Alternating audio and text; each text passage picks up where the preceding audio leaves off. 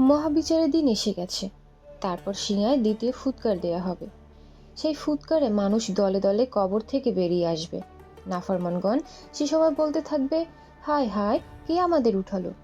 সিংহায় প্রথম ফুৎকারের পর দ্বিতীয় ফুৎকার পর্যন্ত সময়ে সবাই বেহুশ হয়ে পড়বে। পাপী পুণ্যবান সবাই বেহুশ থাকবে। সে সময় কারো ক্ষেত্রে শাস্তি এবং পুরস্কার প্রযোজ্য হবে না।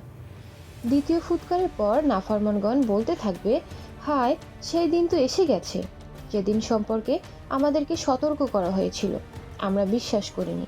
আমরা বলেছিলাম আসুক সেই দিন, তখন কি হয় দেখা যাবে।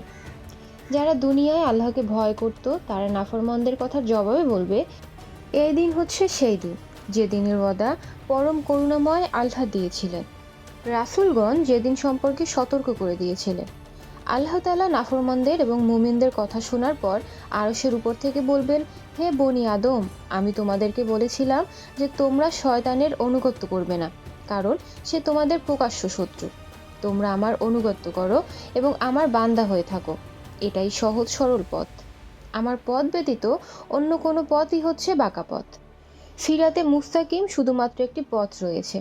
এই পথের দিশা হযরত মুহাম্মদ সাল্লাল্লাহু আলাইহি ওয়াসাল্লাম নিয়ে এসেছেন। অন্য সকল পথ ভ্রান্ত পথ। আল্লাহ তার নবীকে বলেছেন, হে নবী, আপনি সঠিক পথ প্রদর্শন করেছেন।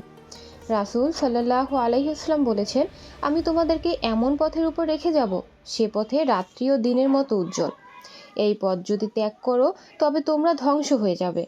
আল্লাহর পক্ষ থেকে মহাবিচারের দিন এসে গেছে। আজ কেউ কোথাও পালাতে পারবে না।